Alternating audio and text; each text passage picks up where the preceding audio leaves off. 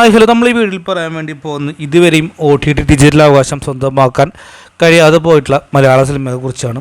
ഒരുപാട് പേർ പണ്ട് പറഞ്ഞ പോലെ കാത്തിരുന്ന് തളർന്നുറങ്ങി പറഞ്ഞ പോലെ തന്നെ കാത്തിരുന്ന് മറന്നു കളഞ്ഞ ചിത്രങ്ങൾ അപ്ഡേറ്റ് പറയാൻ വേണ്ടി പോകുന്നത് ഇത് നമ്മുടെ സൂപ്പർ സ്റ്റാർസും മെഗാ സ്റ്റാർസും ജനപ്രിയ താരങ്ങളും എല്ലാമുള്ള ഒരു ചിത്രം തന്നെയാണ്.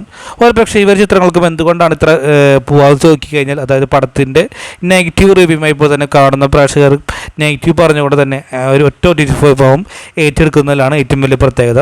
അതിൽ ഒന്നാമത്തേത് OTT സാറ്റലൈറ്റ് വിറ്റ് പോകുന്നില്ല നമുക്ക് തോന്നിയ കാര്യം ദിവിൻ ബോർഡ് രാമചന്ദ്ര ബോസ് ആൻഡ് കോ എന്ന് പറയുന്ന ചിത്രമായിരുന്നു. പൂർണ്ണമായിട്ടും ഒരു പരാജയ ചിത്രമായിരുന്നു.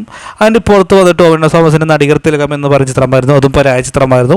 അതിനുശേഷം വന്ന് നമ്മുടെ ദിലീപ് ഏട്ടൻ്റെ തങ്കമണി എന്ന ചിത്രമായിരുന്നു, അത് ഗംഭീരമായിട്ടുള്ള ഒരു ബോംബ് തന്നെ. പിന്നീട് ബാന്ദ്ര വന്നു, നമ്മുടെ മമ്മൂക്ക ഡൊമിനിക്കൻ ലേഡീസ് സ്പേസ് വന്നു, ബൊസുകെ വന്നു. ഇതുവരെയും ഇതൊന്നും വിറ്റ് പോയിട്ടില്ല എന്ന് കേൾക്കുന്നു. എന്താണ് നിങ്ങളുടെ അഭിപ്രായം? ആരൊക്കെ ഇനിയും ചിത്രം വേണ്ടി കമൻറ്റ് ബോക്സിൽ എവിടുത്തെ ബൈ.